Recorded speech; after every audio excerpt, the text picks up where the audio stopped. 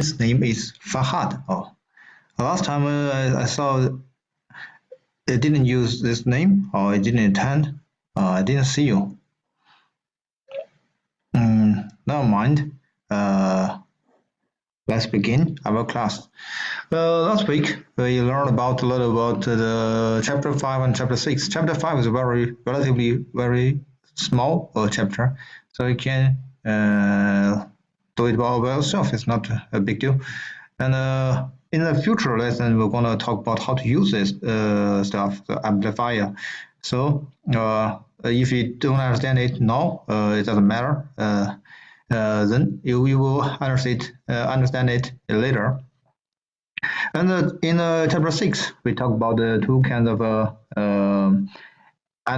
energy storage components, as the inductor and the capacitor. Those capacitor and inductor, this is the very reason that gives the circuit a dynamic performance. So if a DC circuit contains no energy storage elements, then it will not have any dynamic behavior. We talk about the parallel connection and the series connection of the inductor and capacitor in the last lecture. We see it's very similar to the conductance and the resistor. So the resistor and the conductor are just the deal of the capacitor and the inductor. So we know that the inductor and the capacitor, or inductance and capacity, are a deal. So this is what we learned from last week's study.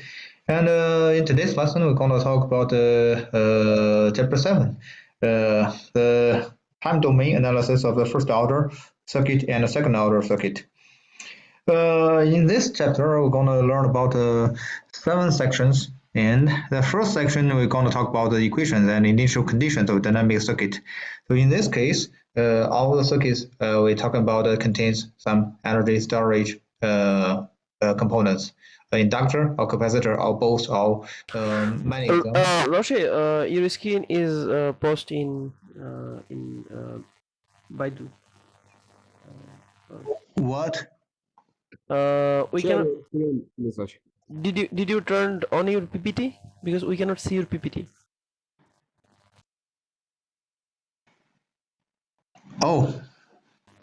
Yeah, now it's. Can you see it now? Yes. Now I can see it. Okay. Anyway, it doesn't matter. It's the first screen. So the first page, it doesn't matter. We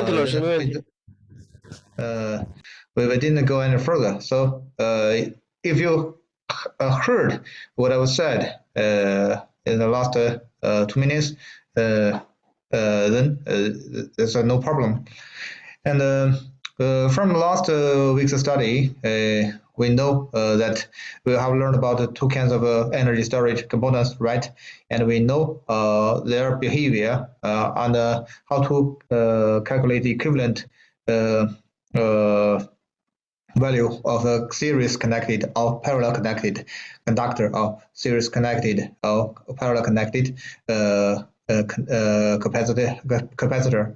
So based on those knowledge, we can go on to our chapter 7. So in chapter 7, we're going to talk about the circuit contains the energy storage components. The very components, the energy storage components gives the dynamic behavior to the circuit. So we're going to learn how to deal with the situation. Otherwise, we will not be able to calculate or analyze this kind of a circuit. And this kind of circuit is very popular. So we can see capacitor and inductor everywhere. So we cannot avoid it. So we have to confront it. So let's see. In this chapter, we have 7 sections. So the first one is the equations and the initial conditions of dynamic circuits. I assume that you have already learned about the calculus and the basic knowledge of the differential equations.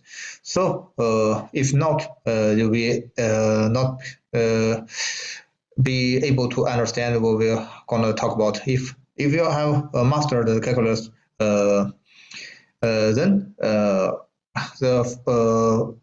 following lecture is going to be not more difficult. So this is it. I think already you have already learned about the calculus and the matrix system, the series, and let's see. So in this chapter, we're going to learn about how to establish dynamic circuit equations and how to settle the initial conditions. And based on those knowledge, the initial condition and the equation, and we were gonna learn about the response of the first order circuit and the second order circuit. And the response contains the zero input response and zero state input, and their combination of the full response. So third thing is based on the knowledge of the response of the first order and second order circuit, we can deal with its step response for both of those two categories of equations, or two categories of the circuits. So let's talk about equations and initial conditions of dynamic circuit. So let's see a dynamic circuit. A circuit contains dynamic elements or dynamic behavior.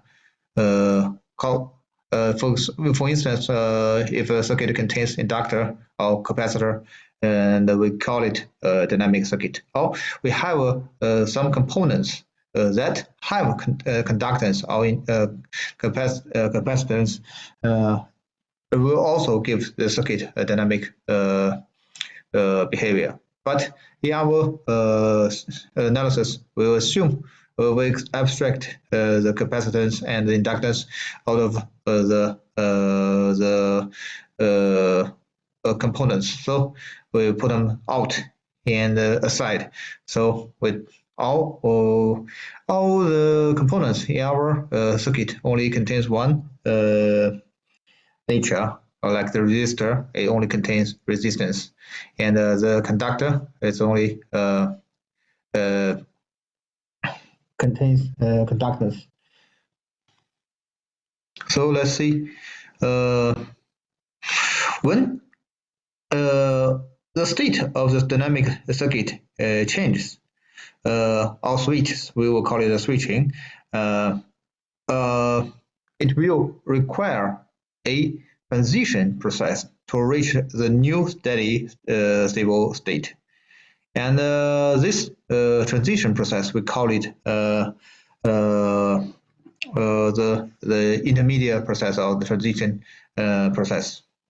So because our circuit contains the capacitor or the inductor, no matter what number of it, it will give a circuit the dynamic behavior. And if a circuit only contains one capacitor or one inductor, it will be called a first order dynamic circuit. If it contains two of those energy storage components, it will form a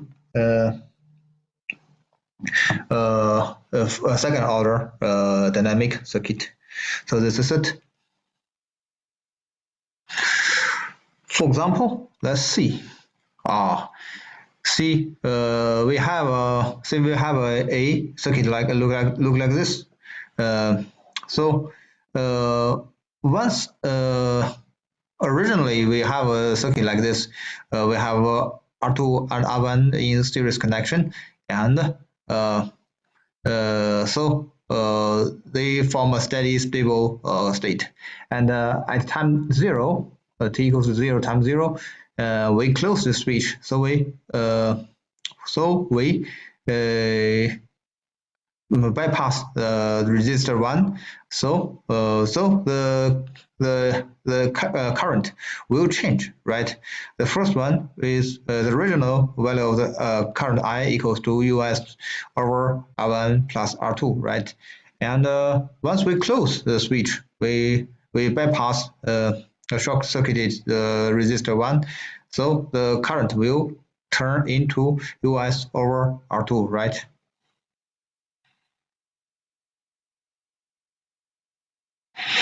So we see the value of the current I have a jump, a sudden jump, right? From this point, it jumps to this point. So it has a sudden jump and no state in between. So since this is a circuit only contains a resistor, so it does not contain any energy storage components. So the state change is a very sudden jump from this point to this point. Nothing in between. So and it takes no time. Just happens instantly. So original value is this. Later value is this, right? So let's see. Circuit contains capacitor. So we say let's originally we see at time 0.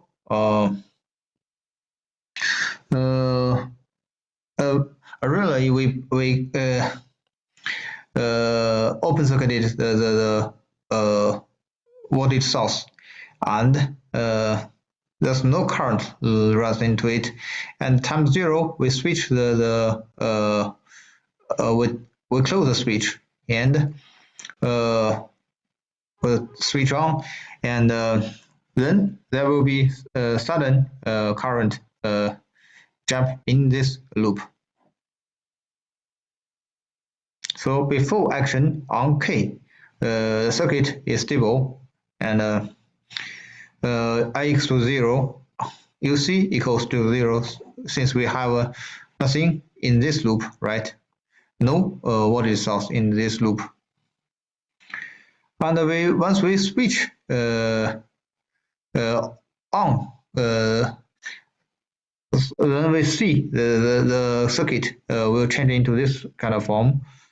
So after a long time, then the capacitor will be fully charged, and the circuit will reach a new stable state. So at this time, the voltage of the UC equals to the voltage of the source. Still, I equals to 0, and UC equals to US. But what about the current? We know that charging the capacitor will require the movement of electrons, and that the movement of the charges is called current. So there must be current. The current must not be 0 before between time 0 and time infinite. So there must be a changing process of the value of the current, right? So current must not be 0.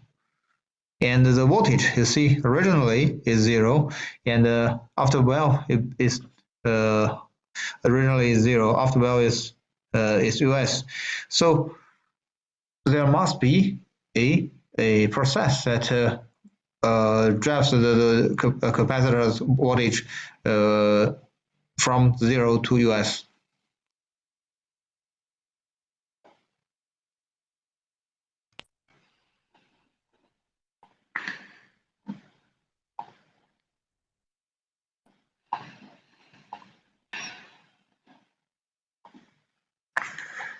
So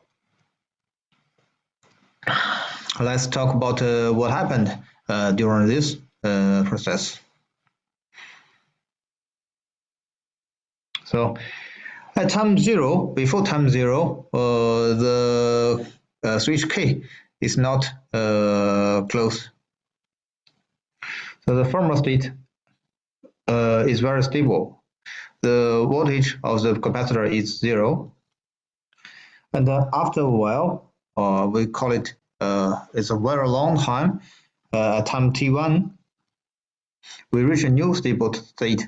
So at this time, the voltage of the capacitor is US.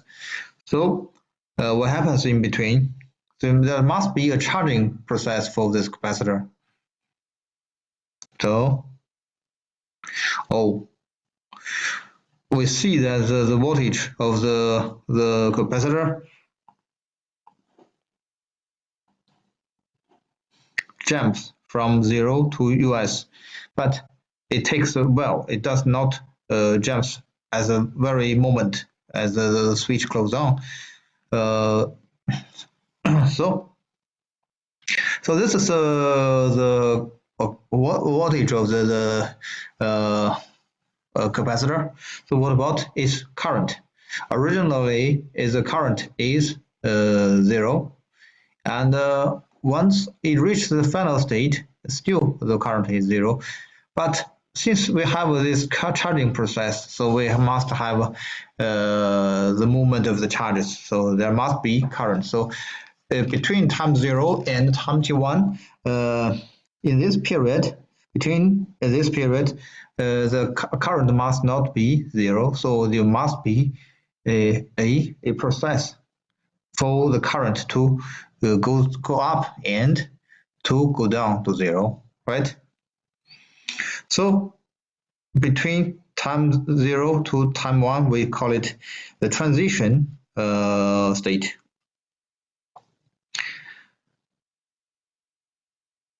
So this is what happens to the current. Oh my God. The current jumps to US over R, and it will slowly goes down to 0. So we see at this time the voltage and the current of the capacitor is no longer linear, right? It's not a straight line like this one, right? No, it's just it's a curve. So how to calculate this curve, right? So this is what we're going to talk about in this chapter. So this example is about a circuit contains. This circuit contains a capacitor. Let's see what happens to a circuit.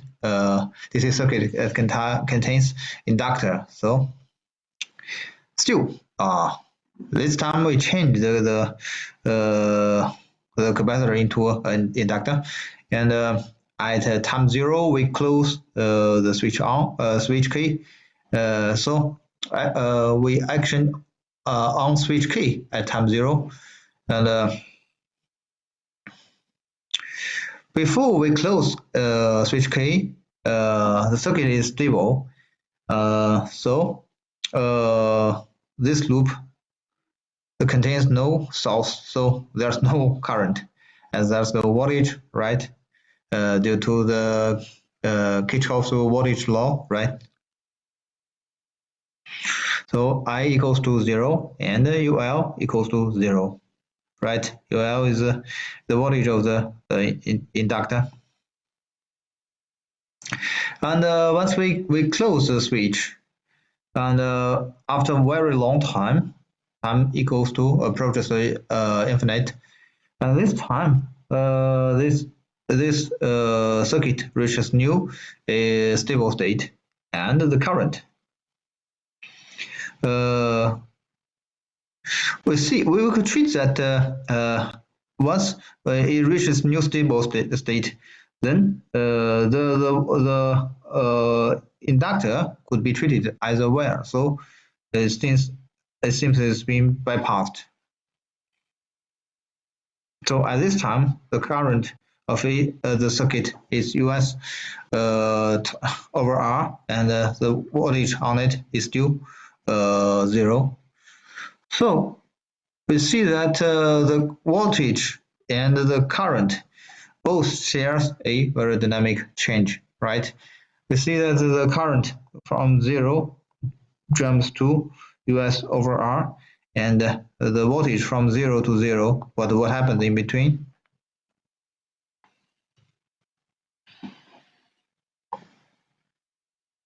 So let's see what happens in between.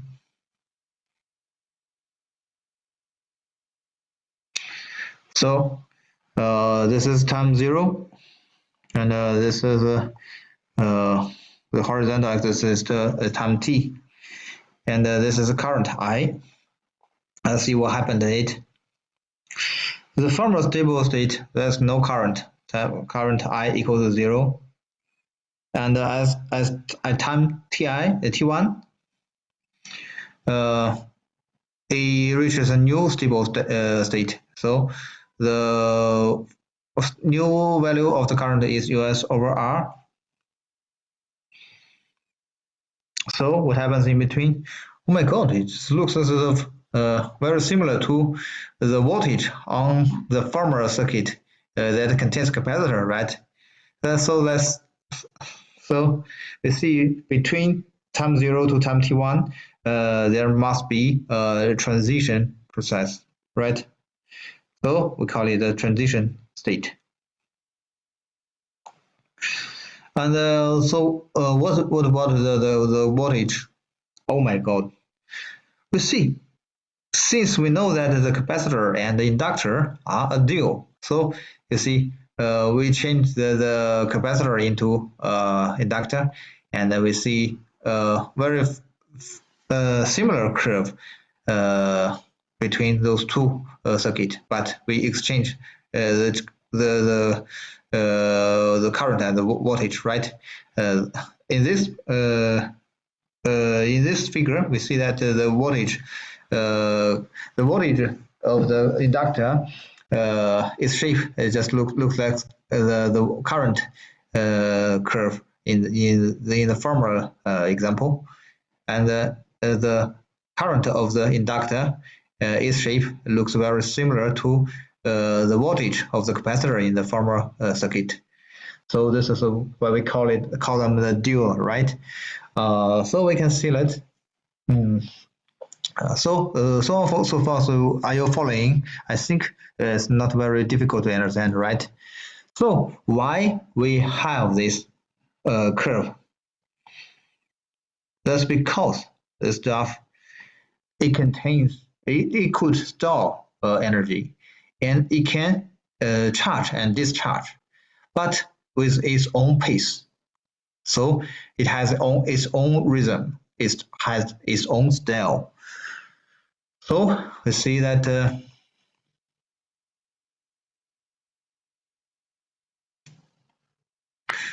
so was this capacitor. It can store energy, and it can discharge and charge.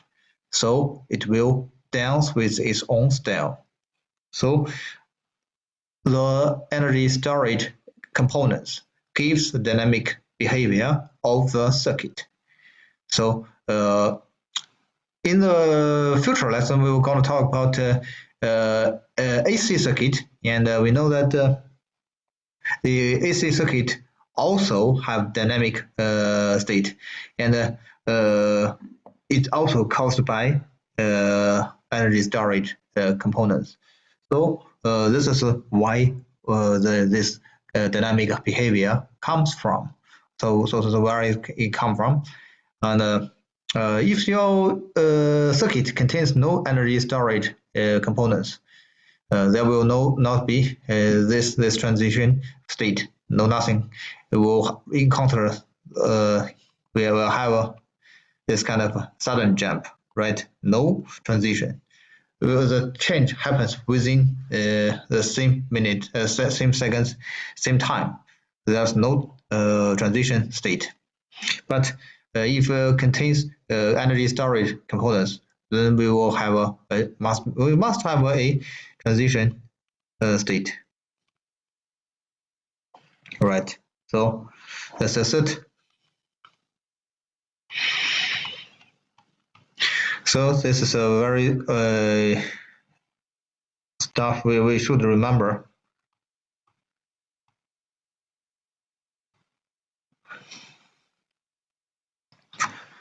So let's see what happens.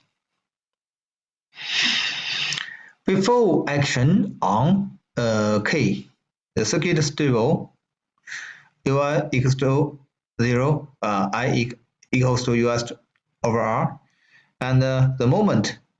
And this time we see the opposite process of switching. So it's not very correct. Uh-huh.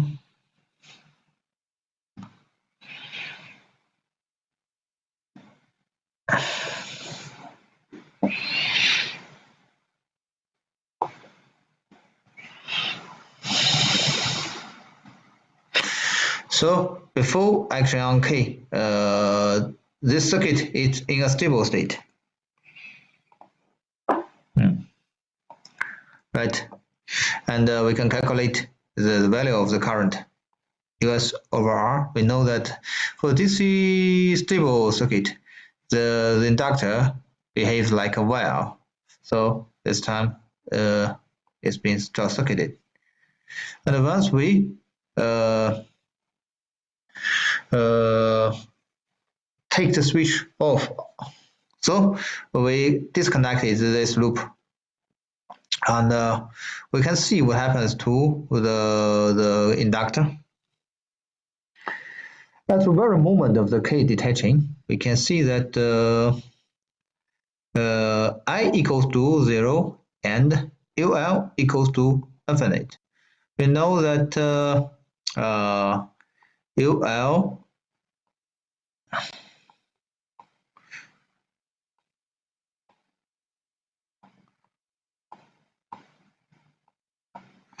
right from last week's study we have learned that, and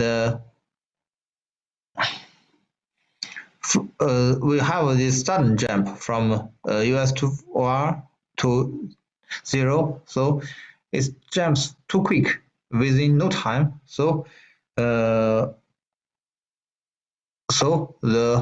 corresponding voltage of the inductor will approach to infinite. So the infinite voltage is not a good thing, right? We know that in our surroundings, if we have two poles and we put voltage on it, and as we increase the voltage between two dots, let's see a wire, and we disconnected them, and we increase this U, and at some time, at some moment, the wheel will reach go beyond the threshold of the air could contain. Then we'll have the spark, right? A sudden burst of the current. So the air will be electrified and it will form a path for the current to run through. So infinite U definitely is not a good news.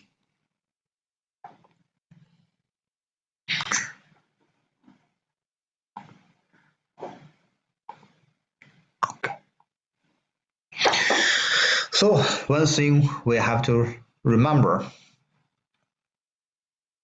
in our engineering practice, once we cut off a capacitor or a inductor, it will have the over voltage and the over current phenomena. So we have to do something about it to reduce this scenario. Otherwise, it will cause damage to the circuit and the surrounding equipment. So let's see switching. By definition, switching is the change in the circuit structure or state. It's called switching. So that includes two kinds of stuff. One is we connect a branch or disconnect a branch or several branch. The other one is we change the parameter of some components of the circuit. It also could change the state of the circuit. And the cause of the transition process, we know that is triggered by the energy storage components, right? Because we have this energy storage components, the inductor and the capacitor,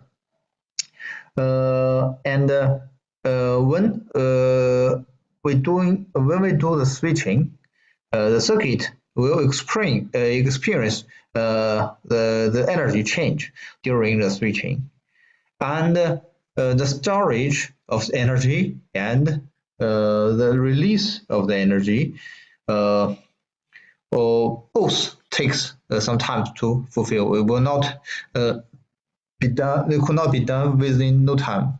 Everything takes a process, right? In our daily life, we know that if you order a coffee or a cup of tea, it will cost some time for the waiter for the restaurant to cook it, to provide it for you. So everything with a process. We cannot expect anything happen within no time. So that's impossible. So energy, the release and storage of the energy takes time. So that will cause and this energy release and storage process is associated, is also called the dynamic process or the transition process, transition state of the circuit. And we know that the power equals to the energy, the change of the energy over the change of time. When the change of time equals to 0, the power equals to infinite, which is impossible, right? So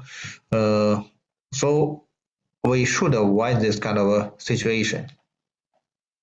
But in some case, in some occasion, we will gonna profit of this kind of behavior we don't like. For example, if we in some case we would like to generate a sudden spark or sudden burst of the electricity, we can using this kind of trick. We can charge a capacitor and discharge it at the very moment we switch it off. It will generate a over current, and we can take advantage of this current. So this is only the phenomena, but in normal circuit, we try to avoid this kind of behavior. So we have to do something about it. Now we can talk about how to list the equation of the dynamic circuit. For example, we see we have a RC circuit, which R refers to resistor, C refers to capacitor, and we can apply the Kirchhoff's voltage law and the VCL of the capacitor, the VCR of the capacitor, and we can write it like this. I plus UC the voltage on resistor plus the voltage on the capacitor equals to the voltage of the voltage source, and the current of the capacitor equals C times the differentiation of the voltage UC to time t. So we can rewrite it like this. If we express it take UC as the variable, so we have the upper equation like this one. If we take the current as the variable, we have this equation below.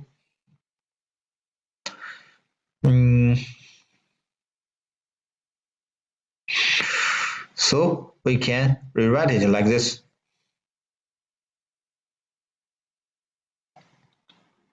So this is it.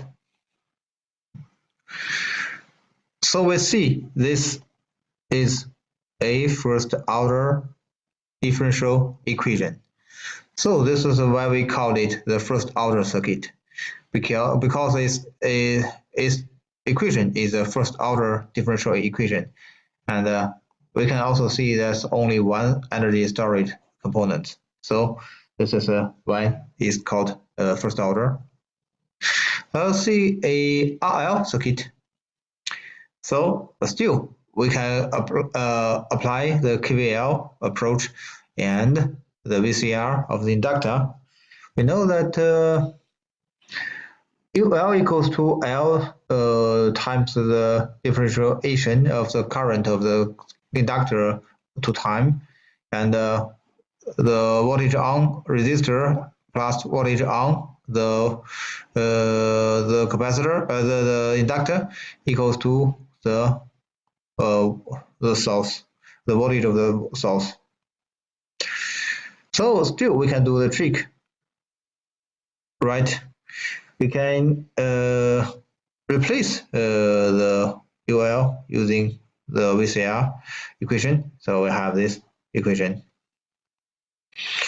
We can also take the inductor's voltage as variable. So we have this equation. Generally, we don't use this kind of form.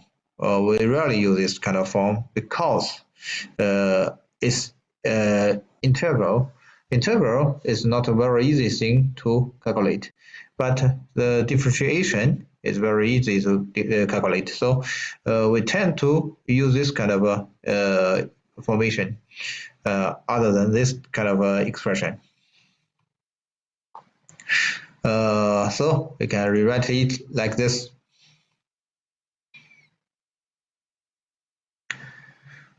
So let's see the conclusion. If we have a active resistance circuit, so this circuit contains source, and we have a single dynamic elements, so that will be called a first order circuit. So the transition process is caused by the energy storage elements or the dynamic elements. So this is why it's called first order, because it contains only one energy storage component, and these energy storage components will cause the equation of the circuit to be the first order differential equation.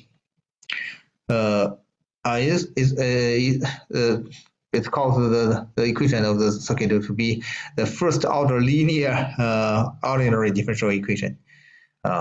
Anyway, we will call it first order circuit because it only contains one energy storage component. That's all. Let's see some conclusion. Let's see the circuit equation describing the dynamic circuit is a differential equation.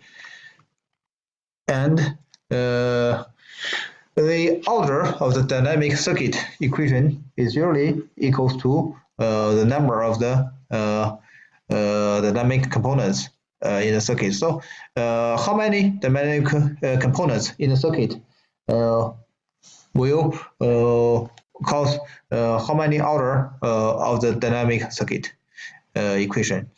So this raises a question, or if we have many components, dynamic components. So if we have a circuit that contains many capacitor and many inductor, it will cause our circuit equation to be many order differential equation. And this is not a good news, right? Because we know that solving the differential equation is very laboring, and we don't have theories of how to we don't have a complete theory of how to solve a differential equation which with order larger than 4. So that raises some question, but this is a question we have to encounter. But we have some engineering process skills, how tricks to do with it. So don't worry. Otherwise, we will have no electric life in our daily life, right? So, but this is definitely a problem we encounter. So we have to do something about it. The first order circuit contains one dynamic components.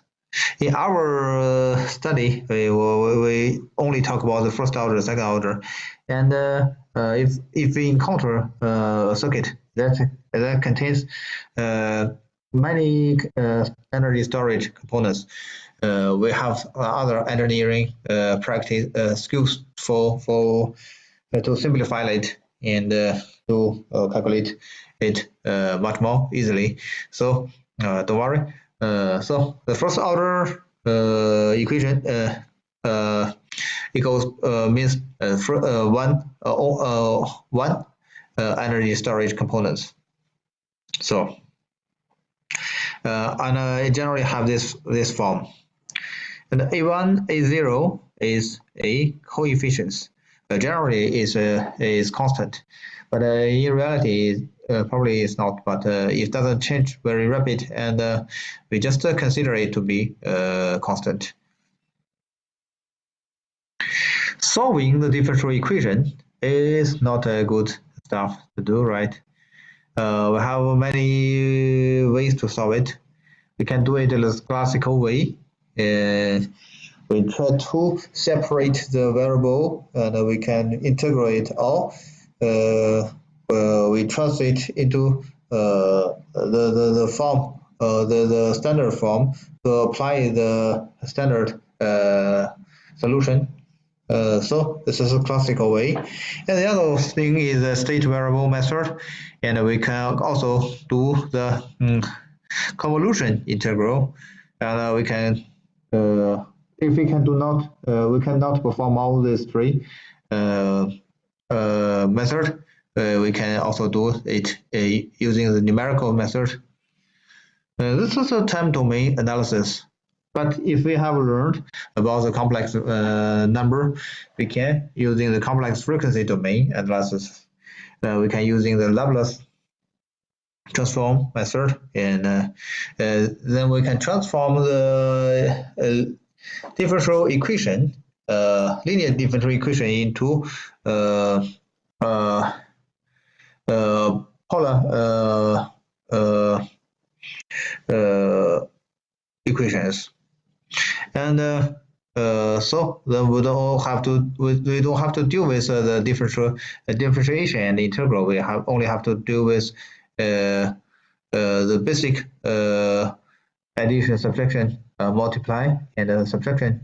So and the other way to do it is using the state variable method, which we're not going to talk about in this lecture.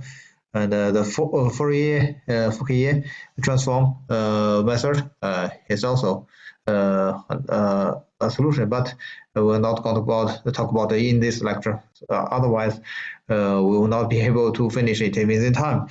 And all those three, this stuff, is one is is also any one of them of the three is a whole course so if we want to learn it, we'll have to do another course to take 32 at least 16 hours of lessons to introduce that. So this is not our course, but I have to show you that we have many methods to solve this kind of problem. But also the convolution integral and the state variable method and the numerical method, all this stuff we don't do it in this lecture. Otherwise, we will not be able to teaching the circuit theory. We'll be doing the mathematical teaching lecturing. So which is not what our goal in this lecture. And in general, in engineering practice, we're using the computer to solve the higher order differential equation, generally using the numerical method. So at that time, we don't have to calculate the precise value of the solution or precise value of the root of the differential equation.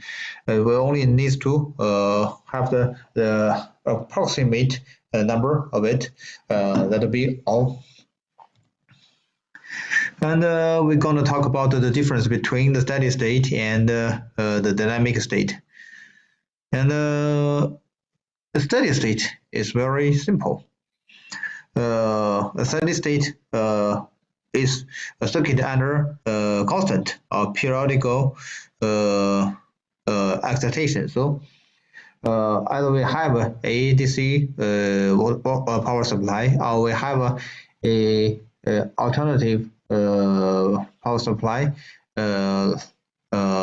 like we have the electricity in our daily life, and it also happens when the state the switching after for quite a long time. So there will be no charging or discharging behavior of the energy storage components. And it also refers to the special solution of the differential equation. So we know that for a differential equation, we generally have two kinds of solution. One is a special solution, the other one is a general solution.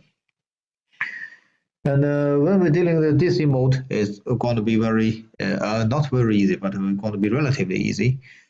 And then the other one is the dynamic state.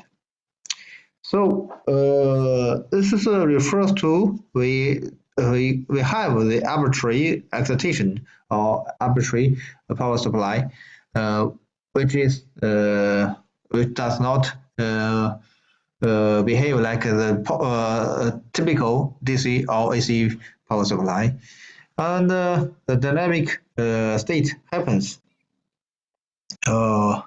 during the whole process after the change of the root. And it also refers to the general solution of the differential equation. So combine those two, we can have the full response of the circuit, or we have the total full solution of the differential equation.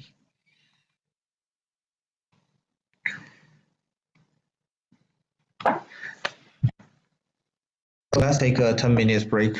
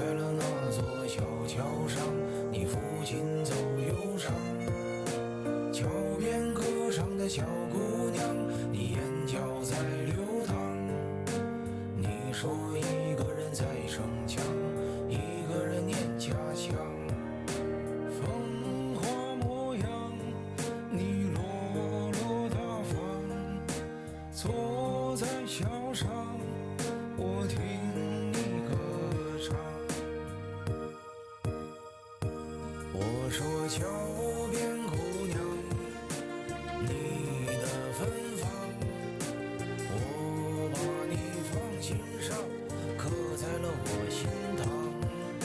桥边姑娘，你的忧伤，我把你放心房，不想让你流浪。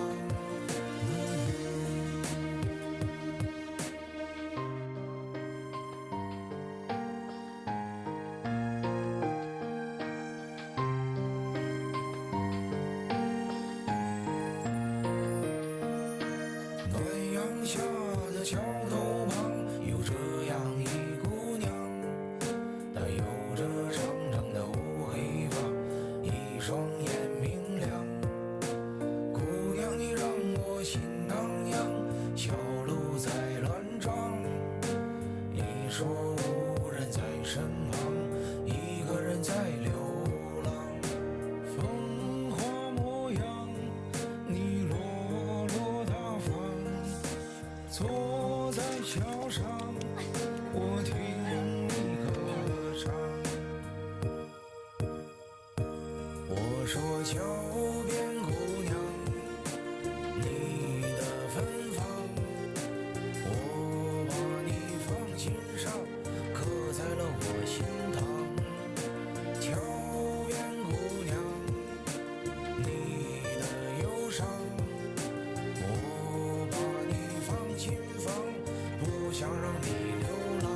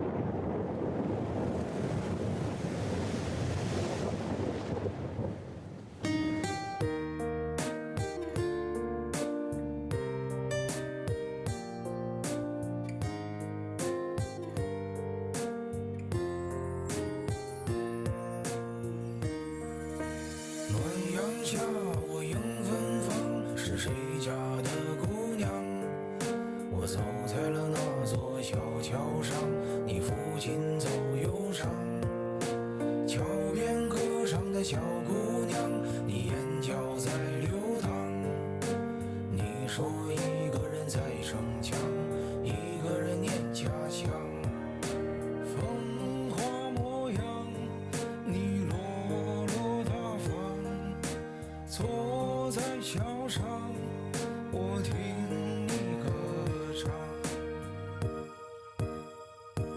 我说桥边姑娘，你的芬芳，我把你放心上，刻在了我心膛。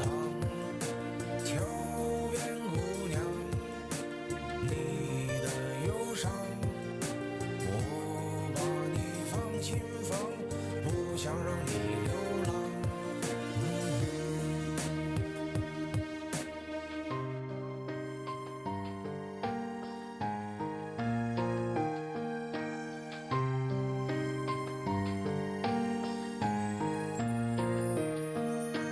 暖阳下的桥头旁，有这样一姑娘，她有着长长的乌黑发，一双眼明亮。姑娘你让我心荡漾，小路在乱撞。你说无人在身旁，一个人在流浪。风华模样，你落落大方，坐在桥上，我听你歌唱。我说桥边姑娘，你的芬芳，我把你放心上，刻在了我心膛。桥边姑娘，你的忧伤，我把你放心房，不想让你流浪。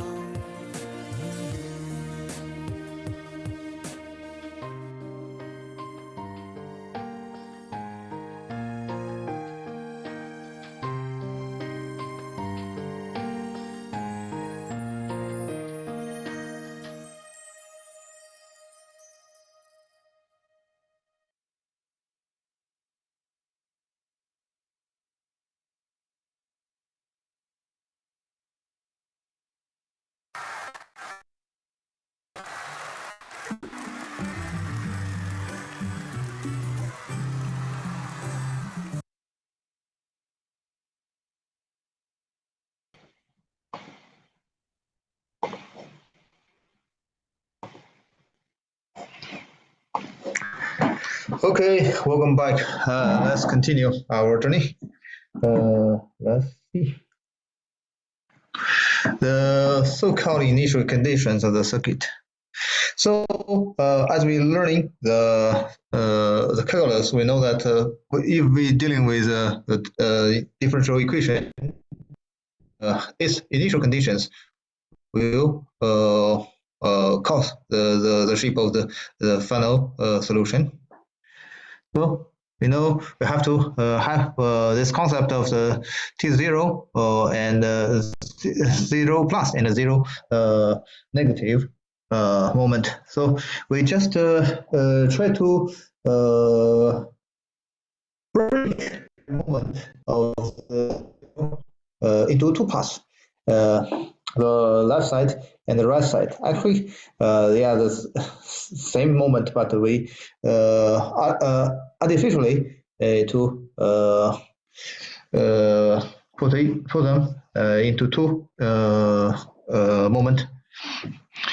So we know that we consider that the switching occurs at a time equal to 0 moment, and the very instant moment before the switching, we call it the 0 negative, and the very moment after the switching, we call it the time 0 plus.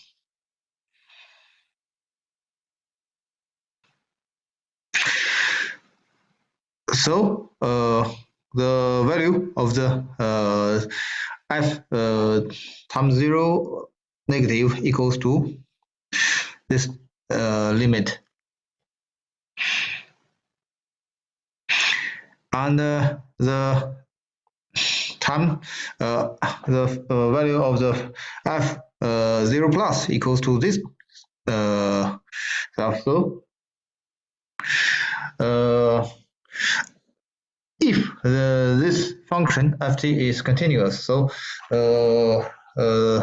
the left side and the right side will reach the same point. But if the function ft is not a continuous function, then the value of those two limit will not be identical.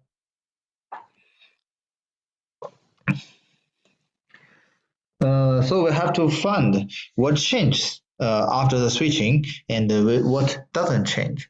So we could use the value that does not change to be to calculate the initial condition of the differential equation. So in this first case, we see that this continuous smooth curve then its two limits are identical, and for this one, for the right curve, those two limits are not identical. So we have to figure out what changes and what does not change.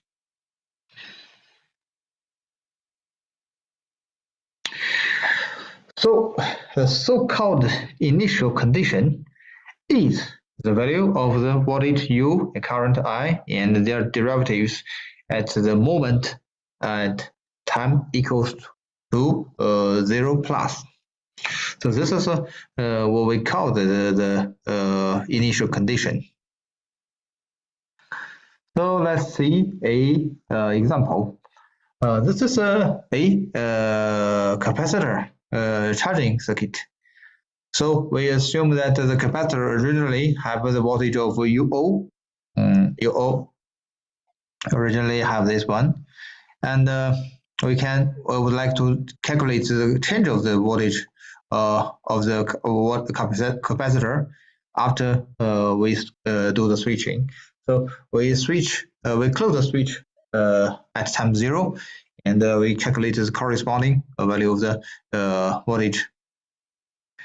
So this circuit is relatively simple. So we could use eKVL. We know that after t times 0, I plus UC equals to 0. And we know that I equals to duc over dt times c. So we replace I with c duc dt.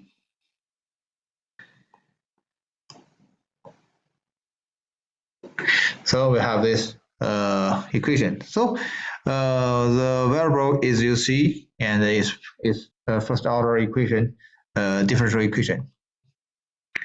And we see we can calculate the engine value of the equation. So E equals to the reverse of the negative RC. So the general solution of this one equals to this one, KE full the negative T times the reverse of RC, the product of RC. And we know that K equals to UO. We know that the original value of UC is UO. So we will calculate that. So we know that when T equals to 0, E this part equals to 1. So we can apply this initial condition into this solution. We have UC equals to U times E negative T over RC. So pay attention to that in the dynamic circuit analysis, we will have to require the initial condition. Otherwise, we will not reach the solution. So the initial condition is very important. Not only for this dynamic equation, also in a lot of process, even in our daily life, the initial condition is very important. So, for example, if you were born in a rich family, and your initial condition is much better than those who are born in a poor family, right? So initial condition does influence a lot in the process of some the things that evolve. Let's see the initial condition of the capacitor. So let's see this. We know that the UC equals to the reverse of C times the integral of the current from the negative infinite time to null and V. And we could just dissect this integral into two parts. In negative infinite to 0 minus and the 0 minus to t. So the first thing is UC0 and the other one is this integral. And we know that at time 0 plus moment, you see 0 plus equals to you see 0 to this one, and we know that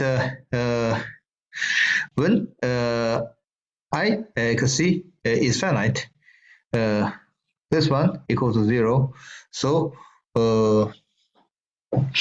this is a general expression of UC, and we put U0 in, then we reach this expression, right?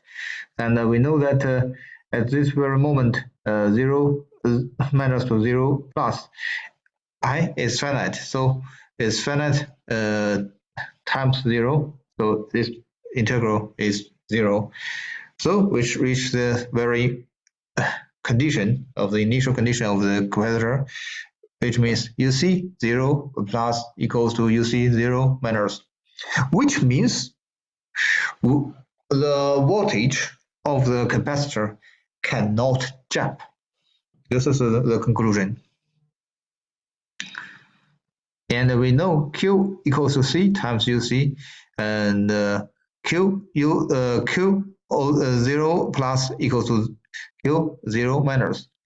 So why the voltage of the capacitor cannot jump is because the charge conservation, because we cannot have the sudden change of the number of the charge on the capacitor plates. So since it cannot have a sudden change, so will be the voltage.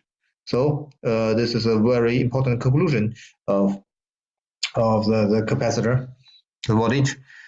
So we know that at the very moment of the switching, if the current of the capacitor is finite, then the voltage of the capacitor will remain the same. So it will remain unchanged before and after the switching. Also, the corresponding charge on the capacitor will remain the same before and after the charging, the switching. So this is the how we reach the initial condition of the capacitor. Now we can talk about the initial condition of the inductor. Let's see. We know IL equals to this integral, so we can dismember it. We dissect it into two parts: negative infinite to 0 minus and 0 minus to time t, and then we have this formation.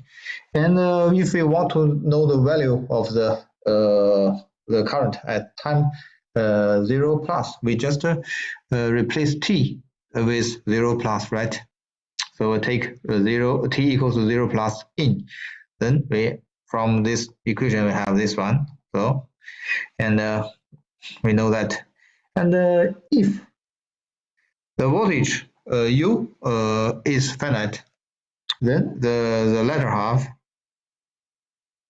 is equals to 0. So a finite value times 0 equals to 0. So then we can reach the conclusion that see that the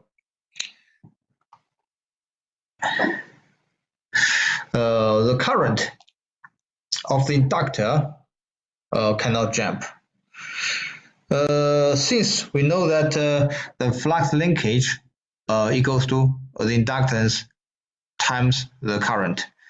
So the flux linkage conservation law gives us this idea that the current will not jump in the inductor.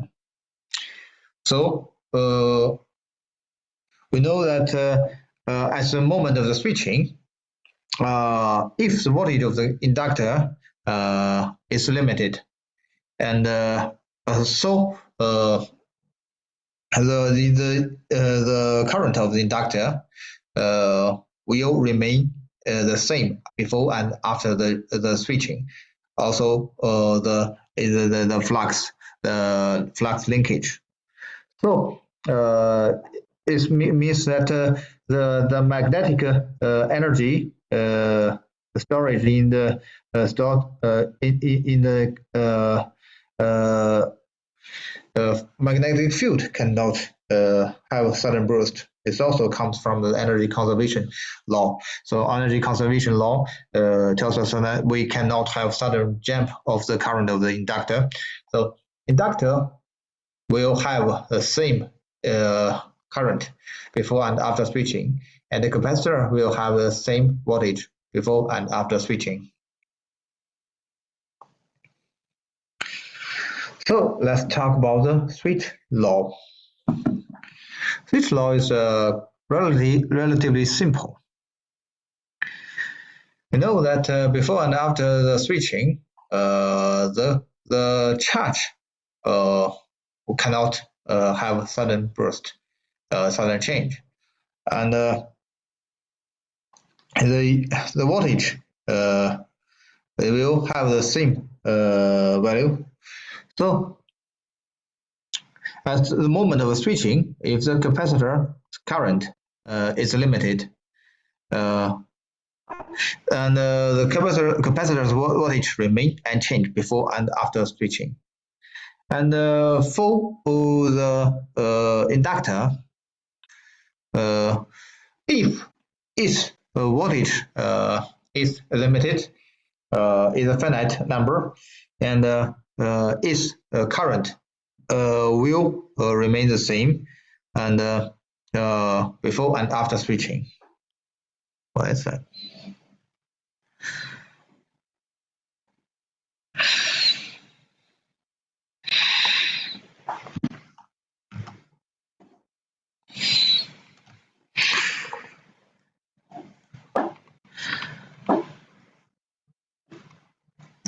So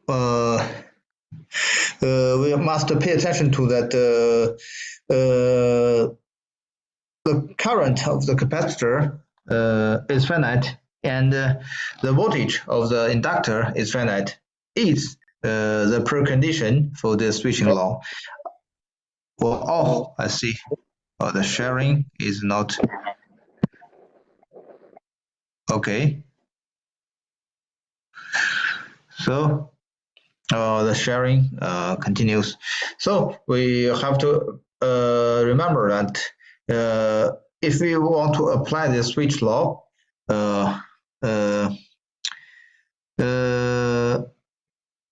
we must remember that we have to make sure that the capacitor's current is finite, and the voltage of the inductor is finite. Otherwise, the switch law will not stand. So this is the switch law.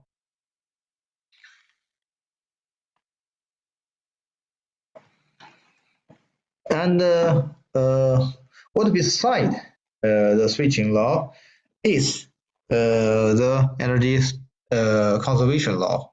So we know that energy cannot jump.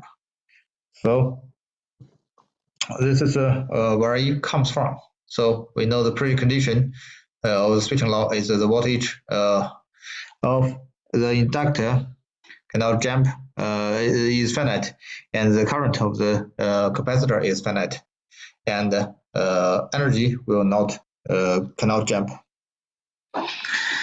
And how do we determine the initial value of the circuit? Let's say an example. So we would like to calculate the current IC is 0 plus in this circuit. And how can we do it? We calculate you see 0 minus from this circuit, and we can also calculate the corresponding IC. We know that if the circuit is a steady state after the switch is closed, and then this circuit, the UC circuit will behave like a open circuit.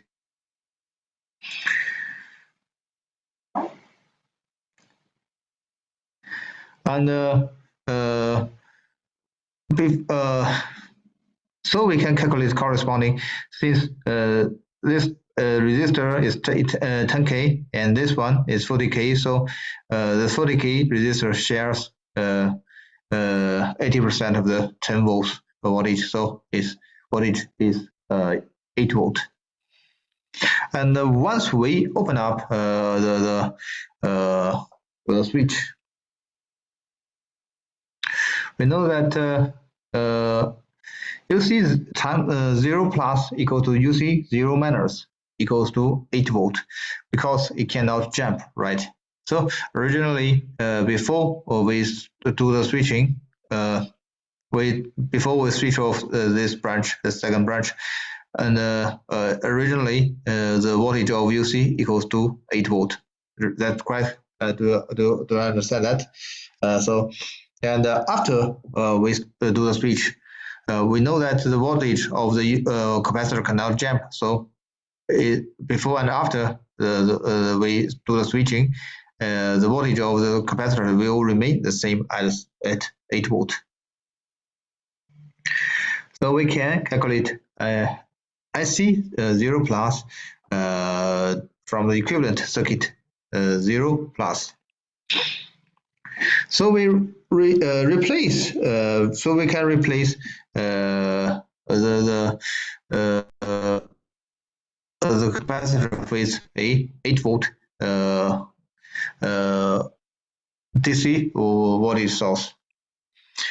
So we can this only stands with this moment. After a while, it will not stand. But we only want to calculate the value of IC 0 plus, so that's enough. So we can do this calculation in this circuit. Is very simple. 10 minus 8 over 10, right? So is 0.2 milliampere. So we see IC 0 minus equals to 0, and IC 0 plus equals to 0.2 milliampere, which means that we see that the current on the capacitor jumps, but the voltage will not. So we apply the switch law to calculate the initial value of the current IC.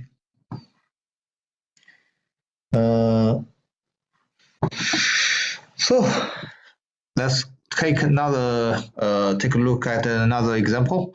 So once we switch the switch K, and at the time equals to 0 moment, we would like to know the value of UL 0 plus.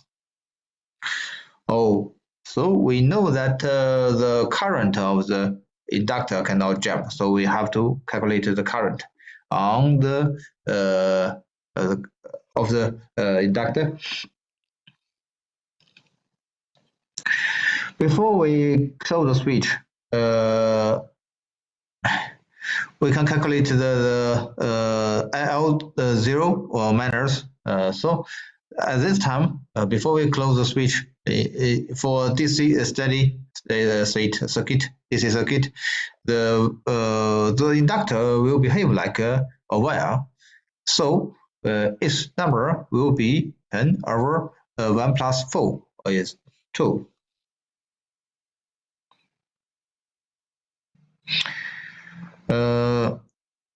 Then we know that the current of the inductor cannot jump, so IL0 plus is also 2. So you know what we're going to do, right? We can replace it by using the equivalent circuit. So we replace it, replace the inductor with a voltage source. Look at this. Oh, then we can calculate the value of the UL0 plus by any means. We can use the not voltage method, and we can also use the loop method, loop current method, any way you want. And this time it's relatively simple. You see that the current on this branch is made up of 2 parts, and the first part and the second part is actually separated from each other. So it's very simple. So you don't have to calculate the left part, right? So we see for this inductor, the voltage on it at 0 minus does not equals to the voltage at 0 plus, right? So is another example to calculate the initial condition of a circuit. So do remember that we apply this switching law of over and over again. The current of the inductor cannot jump. You only need to memorize this, and as we know that the capacitor is the dual of inductor, so we know that the voltage of the capacitor cannot jump. So we can sum it up. How to find the initial value step by step. So first thing first, we're gonna calculate the corresponding UC. UC means the voltage of the capacitor, and the current of the inductor IL from the circuit, from the former steady state before switching. And we can apply the switch law. We know that the voltage of the capacitor cannot jump, so before and after the switching, the voltage remain the same, and the current of the inductor will remain the same. So this is it. Then we can try to draw the equivalent circuit, and we can have this circuit after switch, and we replace the capacitor with a corresponding current source, and we replace the capacitor with a corresponding voltage source. So we can calculate the number of the corresponding current and voltage on the any branch at this very moment. This equivalent only stands for this moment after, and once this moment is gone, it will not stand any longer. And we assume that at time 0 plus this value, the direction of the is the same of the original assumed direction of the capacitor voltage and the previously assumed inductor current. So the direction is set. And then we can calculate the corresponding 0 plus value of each variable required by using this equivalent 0 plus circuit. So this is the very step to calculate the corresponding value of the 0 plus moment. So let's see another example. We can calculate the IC times 0 plus and UL 0 plus. We know that IL will not L times 0 plus equals to L 0 minus, and UC 0 plus equals to UC 0 minus. So we can see step by step. First thing first, we have this 0 minor circuit. So the original steady state, which means before the switching, the inductor behaves like a wire, and the capacitor will behave like a short-circuited. So we can calculate the value. L 0 plus equals to L 0 minus equals to S. And you see what's the problem?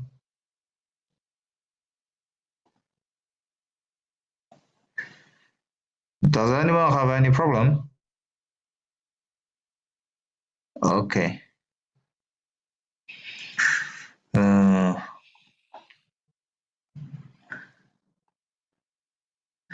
So if you're not having any problem, so we can continue. See that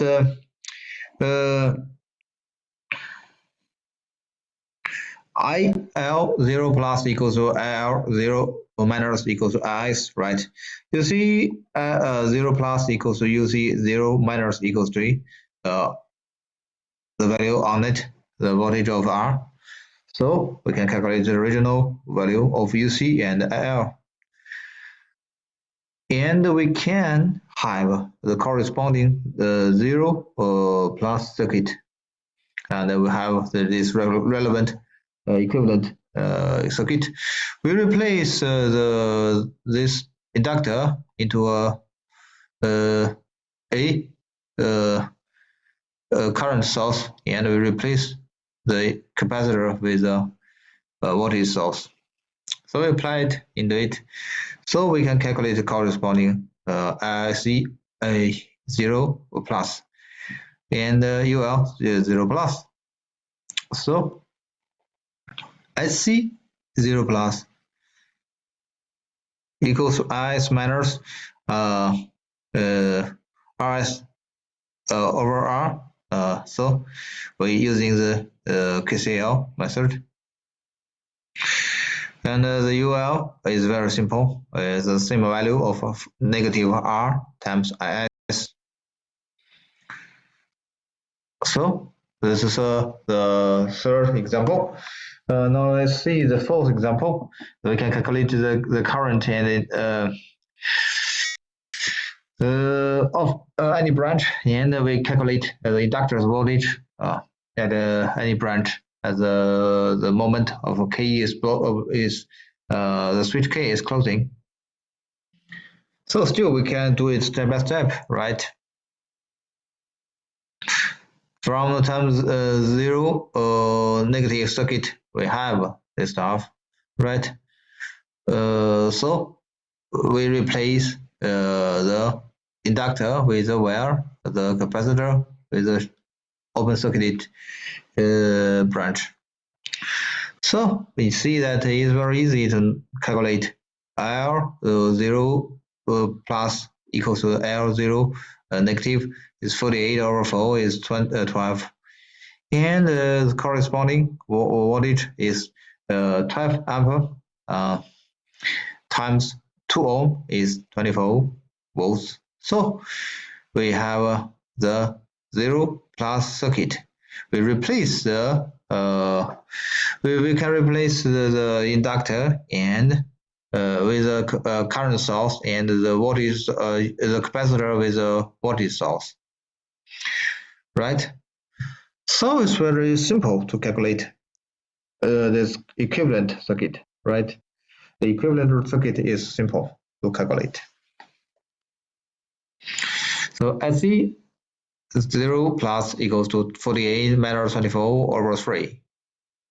And I0 plus equals to 12 plus 8 equals to 20.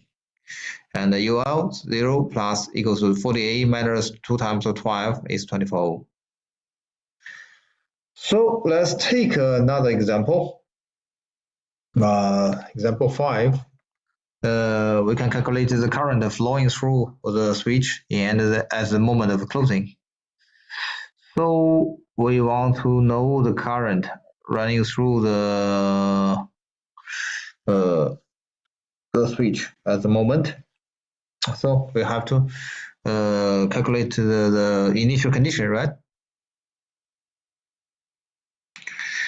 You know that IL 0 times 0, 0 plus equals to IL 0 minus equals to over 20 over, right? So originally this is cut, this branch is cut. So IL is very simple. We can just 20 over 10 plus 10 is 20 over 20 is 1 ampere. And UC equals to UC 0 plus equals to UC 0 minus. So is equals to the value of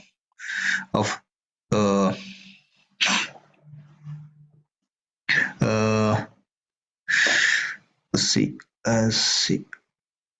the 10 volts, the 10 ohm stuff. So it's equivalent to 8 is voltage. So it's 10 volts, right?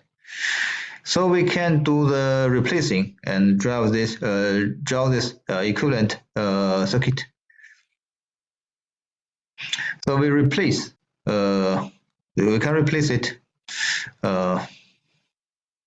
with the voltage source and the current source, like this one. So the rest part of the calculation is very simple. So we will not waste any time on it. So you can calculate with any skill we have introduced. Anyway, you can. So it's very simple. Now we can talk about the zero input response of the first order circuit, right? So what is a zero input response? The so-called zero input response is after the switching.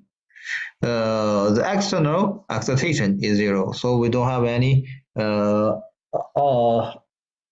power supply, external power supply added on this one, no external power supply, and only the voltage and current generated by the initial energy stored by the dynamic elements. So we at this time there's no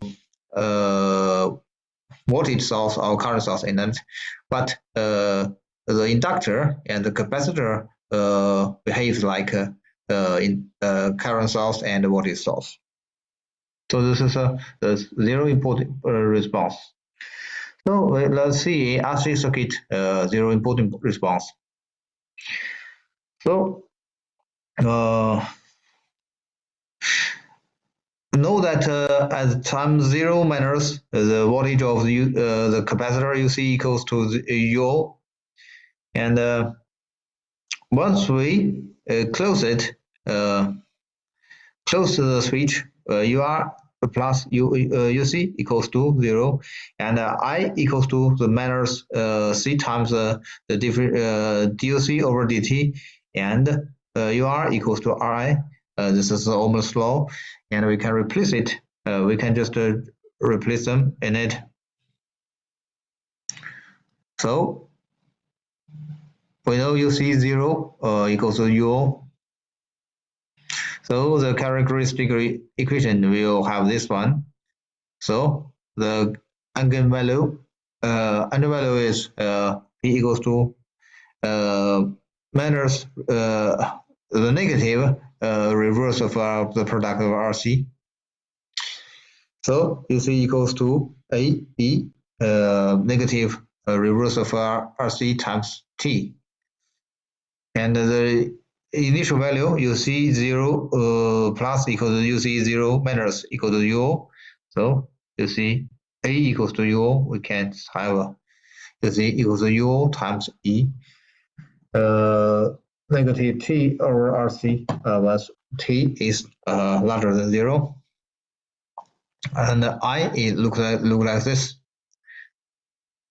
Or you can also rewrite it like this one. So they're relatively simple.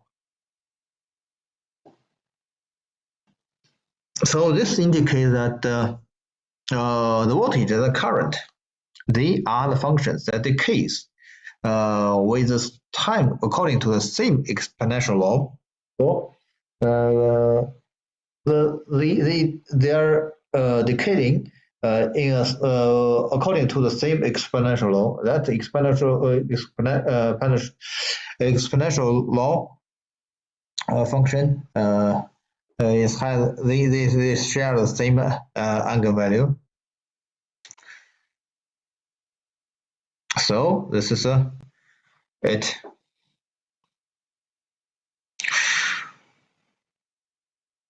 Although the voltage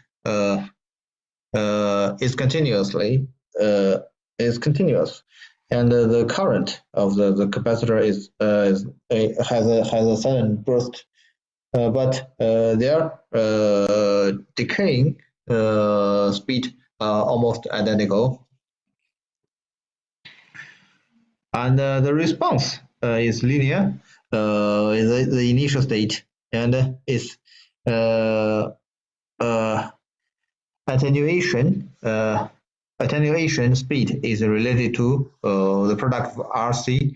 So we make tau equals to RC. We call tau is the time constant of the first order circuit. So for this RC circuit, tau is the time constant.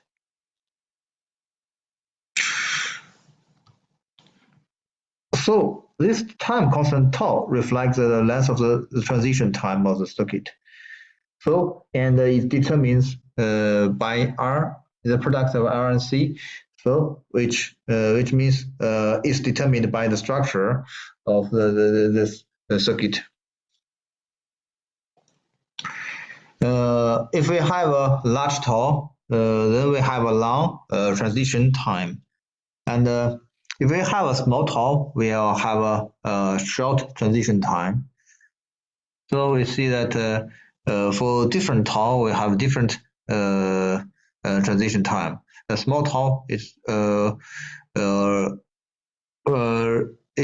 correspond to a shorter transition time. So its physical meaning is for certain initial voltage value, the larger the capacitance is you have, the more energy you can store, and the larger the resistance is, the small discharge current you have. So so release the same amount of energy. A small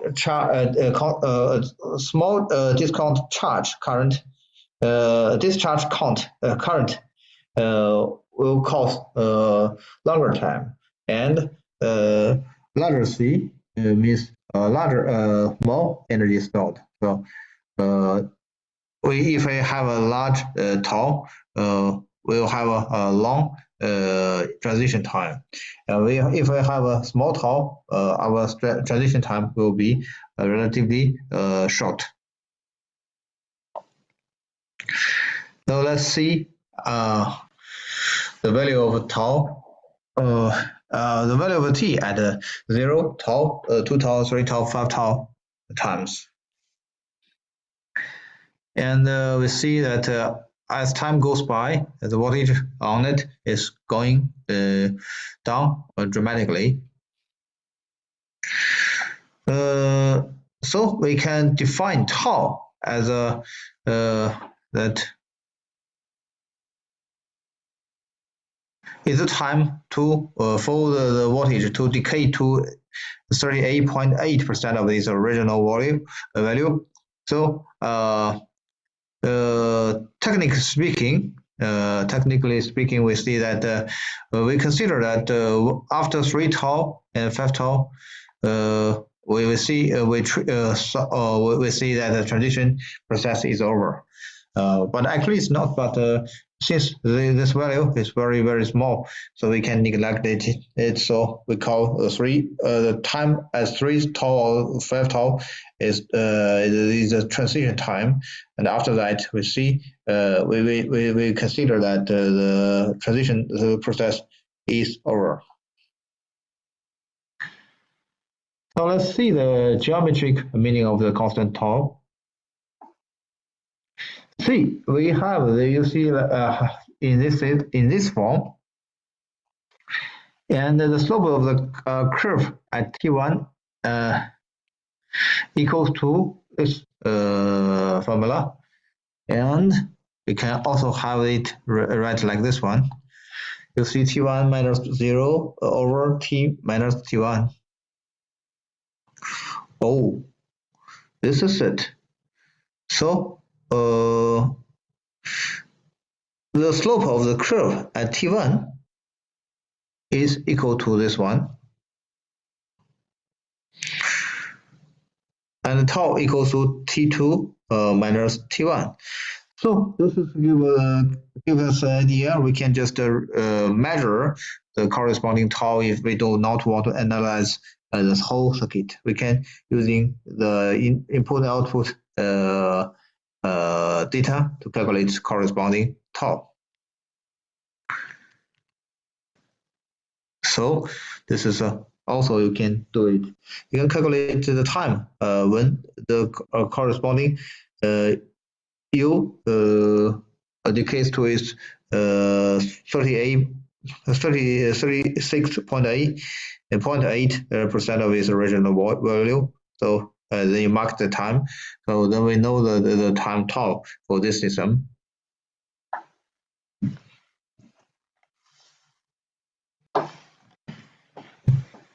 So this is also you can just measure the slope of the curve at t1. So you can also have the corresponding tau measures in reality practice. And the length of the secondary tangent is UC the time of t2 equals to 0.368 UCT1. Let's see the energy relation in this RC circuit. The capacitor continuously releases energy, and the energy is absorbed by the resistor and until it consumes all. So we know that resistor is not someone with a big plan. It consumes everything at the same moment it receives it. So we can assume that AC 0 plus equals to UO, and the energy released by the capacitor, we can say that is the half of the product of C UO square. And the energy consumed by resistor is also, you can see that like this one. You can see that it's an integral from 0 times 0 to infinite, and times t, and we can rewrite it like this one. So this one and this one, you see any difference? Not at all, right? So let's see an example. For this, originally we have 24 volts voltage on the capacitor. So we would like to know once we close the switch, the how the voltage on the capacitor and how the branch current in any branch changes according to time. So this is a problem with current in the first order RC zero input response. We can see that when t is larger than 0, then we can transform this one into this kind of stuff. We know that 3 and 6 in parallel connection equals to 2 ohm, and 2 ohm and 2 ohm, 2 plus 2 is 4, so we can replace it like this one. So the three